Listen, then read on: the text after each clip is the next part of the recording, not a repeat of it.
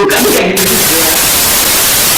Kiat dalam menghafal kosakata dan dalam pengaplikasiannya di dalam kehidupan sehari-hari itu bagaimana? Pertama-tama itu saya memang di sana itu juga bukan hanya bahasa Arab saja ya. Ya. Kalau bahasa Arab saja itu pasti banyak menghafal. Tapi di sana juga kita belajar nahu sorok. Nah, Nahu sorok itu pada dasarnya kita harus tahu tentang nahu sorok. Apa itu nahu? Apa itu sorok? Ya nahu sorok ya saya menjelaskan waktu itu kemarin dan hampir saya setengah hafal daripada itu. Ya. Jadi kalau masalah itu jurumiyah saya. Jadi kalamu walaupun rokamu firu di wadai asalnya salah satu ismun fi'lun wa harfun ja'al makna. Jadi ada tiga kalam apa namanya dari kalam bahasa Arab itu. Jadi pertama fi'il, isim, fi'il, situ.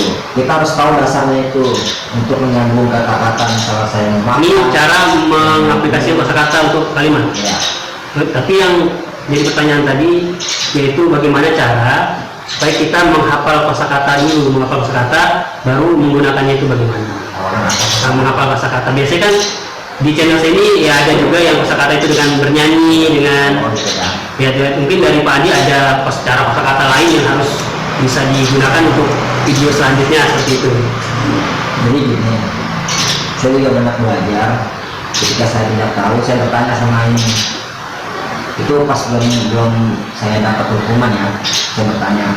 Dan saya juga di pondok pesantren itu ada juga apa namanya buku panduan untuk apa namanya menghafal arti-arti bahasa Arab itu kata-kata isim-isimnya, misalnya nama buku, nama pulpen, kata-kata benda itu kan.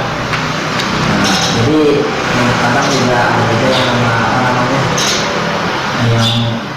ada yang huruf-huruf yang menyambung, misalnya kata anak, kata anak apa namanya humahum ya humahum huna, itu kan situ ada artinya. Jadi kita bisa menyambung walaupun kita masih salah-salah ya, namanya juga belajar, tapi kita sudah tahu kadang-kadang. Dan di situ juga kadang-kadang di setiap pada lingkungan sekolah itu ada yang namanya papan untuk masalah itu timanding kalimat-kalimat yang baik seperti apa, misalnya saya mau makan misalnya kan ditulis di situ, saya minum, atau saya mau pergi, atau saya mau ini, banyak di kalimat situ. Nah, seperti artian dalam bahasa Arab itu kan yang saya itu misalnya saya makan anas akul, saya mau makan anas asrobu, saya mau minum anas abu, saya mau pergi, misalnya itu seperti itu. Banyak di lingkungan itu apa namanya sudah tersedia kalimat tersebut, bila kita menghafal aja. Jadi untuk menghafal itu kita lebih banyak ke membacanya ya Pak. Jadi sudah tersedia kosakata di mading, yang itu yang kita hafalkan dan kita gunakan sehari-hari. Dan untuk pemberian kosakata sendiri ada cara tertentu.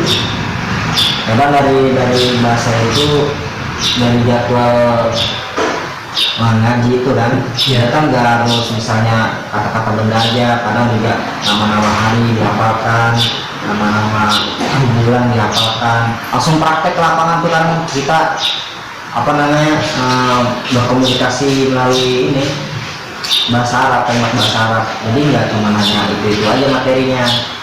Jadi kadang guru bahasa Arab itu mengajarkan kita juga tentang mengenali seperti itu. Jadi kita langsung praktek. Jadi setelah diberikan langsung praktek, mau benar mau salah praktek dulu. Tapi kadang kalau misalnya saya apa namanya itu tidak tahu bahasa Arabnya ya, apa ya kalimat yang saya apa namanya yang saya pakai itu, jadi afwan anak sakala belum berlakunya seperti itu, maaf saya tidak berbicara dengan bahasa Arab misalnya seperti itu artinya kan. Jadi langsung ngomong pakai bahasa Indonesia misalnya sudah ngomong seperti itu kan. Jadi dia dapat dispensasi apabila di awalnya itu berbicara izin, ya, kita izin untuk berbahasa Indonesia dulu. Itu lepas dari mata-mata atau yang mencatat itu. Kadang dia waktu pas menjasis itu ya cari caranya seperti itu. Cari caranya pasti mencari. Kita soalnya kalau tidak dapat yang ini apa teman yang berbahasa Indonesia, kita akan ditambah lagi hukumannya besok. Seperti itu ya. Dan dalam membuat kalimat bagaimana? kiat yang harus kita lakukan untuk membuat kalimat bahasa Arab?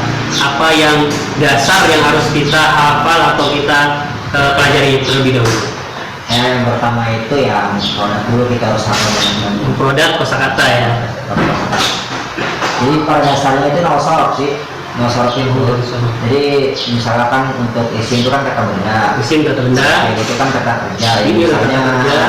Firmani itu Firmani. telah melakukan, Firmani itu sedang melakukan, dan Fir'aun itu kata perintah. Jadi kita harus tahu apa ini ya. Misalnya kita misalnya kita sedang nyukur misalnya kan. Jadi bisa tahu gitu loh. Kalau misalnya kita mau memukul atau telah memukul, kita bisa tahu juga fil apa yang kita pakai. Jadi dari fil itulah kita bisa Membuat kalimat kata seperti itu. Ya, alhamdulillah di channel ini sudah ada pembahasan tentang domir-domir.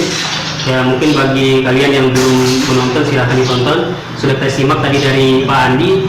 Caranya yaitu dengan menghafali domir supaya kata yang kita gunakan ini tepat sasarannya gitu. Berikan contoh kalimat yang sudah diubah.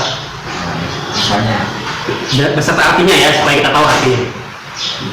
misalnya domir anak ya, Anak saya. anak saya. Jadi kalau kita mau minum ana sa'asrobu, Ana sa'asrobu. Artinya saya mau minum. saya mau minum. Kalau misalnya asrobu itu kan sudah domir ana ya. Ya. Jadi sebenarnya tidak usah sebenarnya kalau pakai ana. Jadi kalau sudah berubah domir, ana tidak usah digunakan. Sudah berubah domir karena ana tidak bisa diubahkan juga, tidak dipakai juga nggak apa-apa. Ya. Jadi dipakai boleh juga kan, tidak masalah.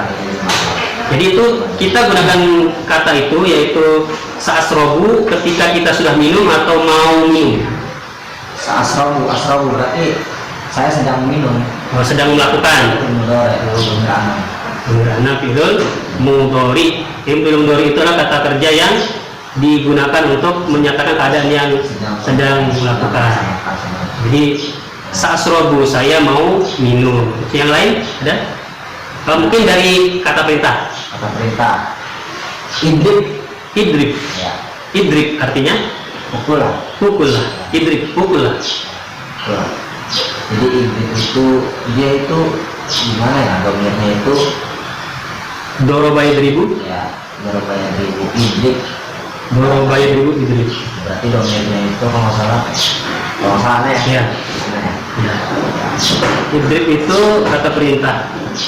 Kalau biasanya kata perintah itu dia tidak menggunakan domir anak anta dan lain-lain karena kan dia menyuruh itu kepada yang umum seperti itu.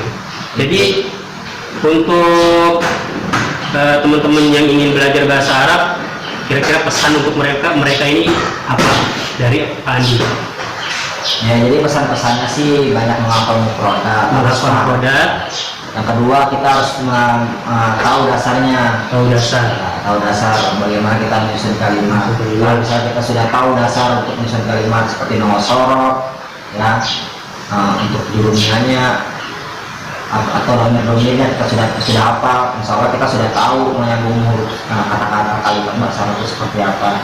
Jadi itu pada dasarnya itu harus menghafal mufradat dan berdasarkan terlebih dahulu kalau kita bisa.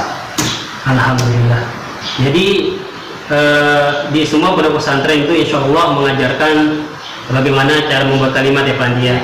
Soalnya tidak berbeda dengan tempat saya menimba ilmu dulu, juga diajarkan cara membuat kalimat seperti itu, memahami domir dan kosakata terlebih dahulu. Tapi kalau di tempat saya dulu, kami wajib menghafal 2 kosakata setiap hari dalam waktu 3 bulan. Nah, setelah itu baru kita boleh atau kena dengan hukuman seperti itu. Baik Pak Andi, pengalaman Anda di pondok pesantren sangat membantu kami dalam belajar bahasa Arab. Terima kasih banyak. Semoga Pak Andi selalu sehat, ilmunya selalu ditambahkan, makin kaya raya, dan selalu dalam lindungan Allah Subhanahu wa Ta'ala. Alhamdulillah, semuanya sudah kita simak tadi obrolan santai kami sambil mengerjakan soal-soal ini. Kami saling sharing bagaimana pengalaman kami di pondok pesantren, yaitu beliau pondok pesantren di Jakarta ya, namanya Pondok Pesantren Al-Muhajirin Jakarta Utara Penjaringan. Mungkin ada dari kalian yang melihat video ini adalah teman dari Pak Andi. Pak Andi akan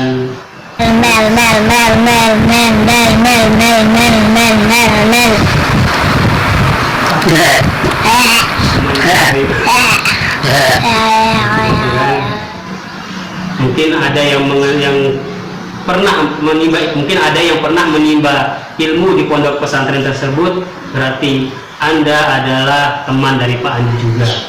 Baik, terima kasih atas waktu yang telah diberikan, terima kasih atas kedatangannya Pak Andi. Semoga kita selalu dalam lindungan Allah SWT. Assalamualaikum warahmatullahi wabarakatuh.